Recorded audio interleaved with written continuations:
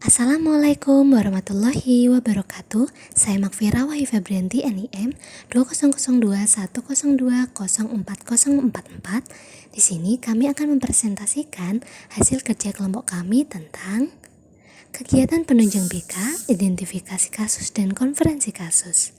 Inilah kelompok kami. Halo, assalamualaikum warahmatullahi wabarakatuh. Nama saya Muhammad Tamim Nasruddin dengan NIM 2002 10204070. Assalamualaikum warahmatullahi wabarakatuh. Perkenalkan, nama saya Nurfini Imam Maulidina dengan NIM 200210204019. Perkenalkan, nama saya Ilham Agung Permana dengan NIM 2002102019. Di sini saya akan menjelaskan tentang identifikasi kasus.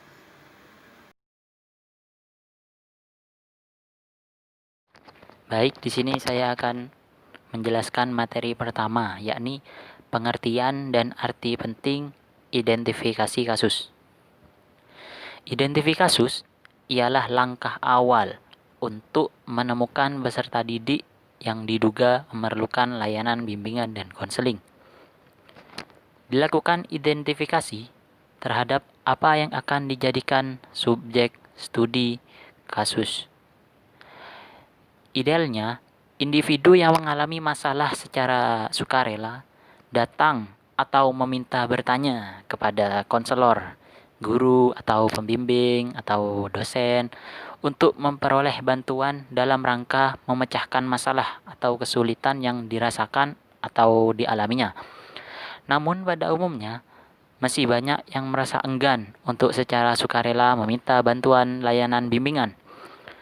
Berbagai alasan yang mungkin mendasarinya antara lain ada perasaan malu kalau masalah pribadinya diketahui orang lain, tidak atau kurang percaya atau kurang yakin kepada konselor bahwa memang mampu menjaga kerahasiaan tersebut, atau kasus yang bersangkutan tidak mampu menyadari bahwa dirinya itu sedang menghadapi masalah itu juga dan mencoba melakukan mekanisme pertahanan diri meskipun sadar akan masalah yang dihadapinya, tetapi ia berusaha melupakannya, yang pada hakikatnya merupakan penipuan pada diri sendiri karena cara tersebut tidak dapat menyelesaikan masalah yang dihadapinya secara realistik.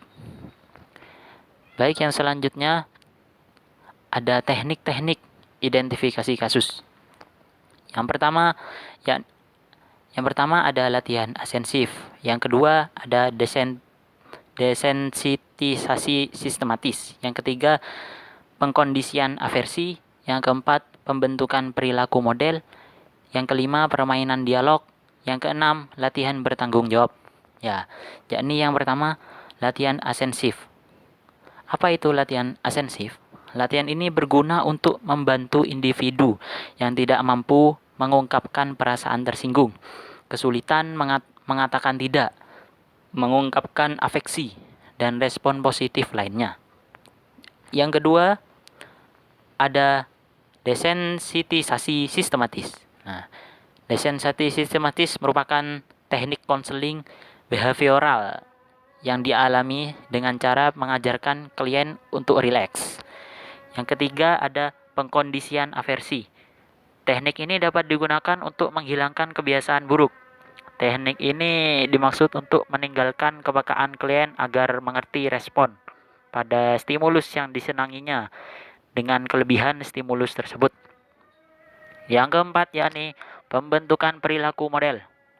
Teknik ini dapat digunakan untuk membentuk perilaku baru pada klien dan memperkuat perilaku yang sudah terbentuk.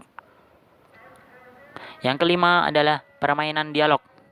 Teknik ini dilakukan dengan cara klien dikondisikan untuk mendialogkan dua kecenderungan yang saling bertentangan. Jadi ada dua orang untuk langsung membicarakan masalah tersebut tanpa ada orang lain. Yang terakhir yakni latihan bertanggung jawab. Bertanggung jawab sendiri adalah melakukan sesuatu itu serasa memiliki amanah. Teknik ini merupakan teknik yang dimaksudkan untuk membantu kalian agar mengakui dan menerima perasaan-perasaannya daripada memproyeksikan perasaannya itu kepada orang lain. Nah, Prosedur identifikasi kasus. Langkah ini merupakan upaya untuk memahami jenis, karakteristik, kesulitan, atau masalah yang dihadapi peserta didik. Prosedur identifikasi kasus meliputi 1. Mengumpulkan data peserta didik. 2.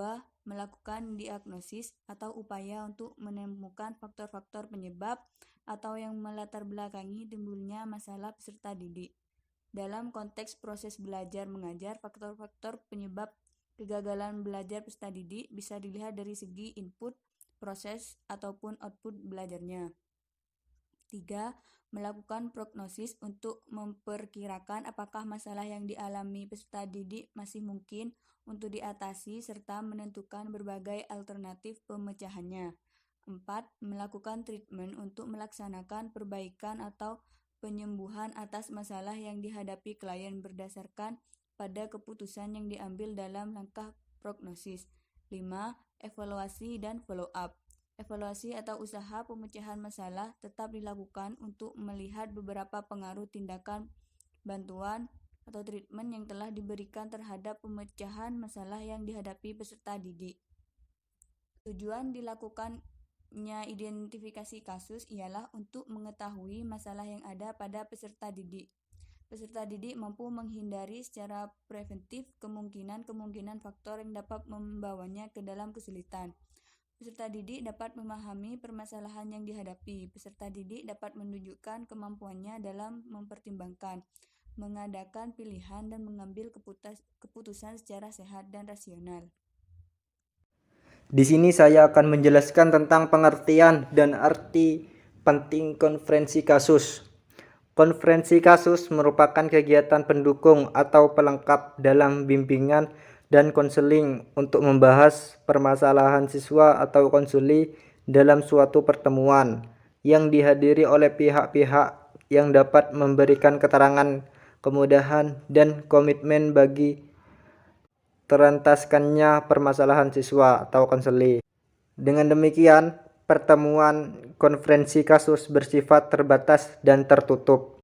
Pembahasan permasalahan dalam konferensi kasus juga menyangkut upaya pengentasan masalah dan peranan masing-masing pihak dalam upaya yang diemban oleh konferensi kasus ialah fungsi pemahaman dan pengentasan.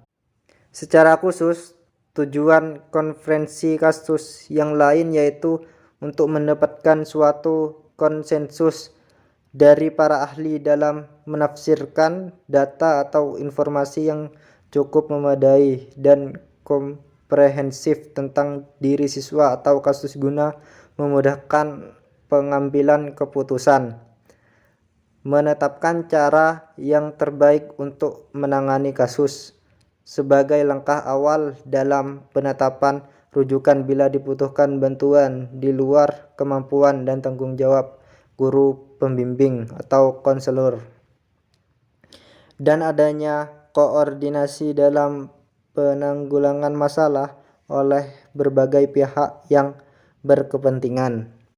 Kemudian tujuan konferensinya yaitu 1. Untuk mendapatkan suatu konsensus dari para tentang siswa atau kasus guna memudahkan pengambilan keputusan. Yang kedua, Tetapkan cara yang terbaik untuk menangani kasus. Yang ketiga, sebagai langkah awal dari penetapan rujukan. Yang keempat, adanya koordinasi dalam penanggulangan masalah oleh berbagai pihak yang berkepentingan. Prosedur dari konferensi kasus adalah yang pertama, kepala sekolah atau koordinator bimbingan konseling mengundang para peserta konferensi kasus baik atas inisiatif guru, wali kelas, atau konselor itu sendiri. Mereka yang diundang adalah orang-orang yang memiliki pengaruh kuat atas permasalahan dihadapi siswa dan mereka yang dipandang memiliki keahlian tertentu terkait dengan permasalahan yang dihadapi siswa. Yang kedua, Pada saat awal pertemuan konferensi kasus, kepala sekolah atau konselor membuka acara pertemuan dengan menyampaikan maksud dan tujuan dilaksanakan konferensi kasus dan meminta komitmen dari para peserta untuk membantu mengentaskan masalah yang dihadapi siswa, serta menyampaikan pentingnya pemenuhan asas-asas dalam bimbingan dan konseling, khususnya asas kerahasiaan. Yang ketiga, guru atau konselor menampilkan dan mendeskripsikan permasalahan yang dihadapi siswa. Dalam mendeskripsikan masalah siswa, terlebih dahulu disampaikan tentang hal-hal positif dari siswa, tentang potensi, sikap, dan perilaku positif yang dimiliki oleh siswa, sehingga para peserta bisa melihat hal-hal positif dari siswa yang bersangkutan. Selanjutnya, disampaikan sebagai gejala dan permasalahan siswa dan data atau informasi lainnya tentang siswa yang sudah teridentifikasi atau terinventarisasi, serta upaya-upaya pengentasan yang telah dilakukan sebelumnya. Yang keempat, setelah pemaparan masalah siswa, selanjutnya para peserta lain mendiskusikan dan dimintai tanggapan, masukan, dan kontribusi persetujuan atau penerimaan tugas dan peran masing-masing dalam rangka pengentasan atau remediatas masalah yang dihadapi siswa.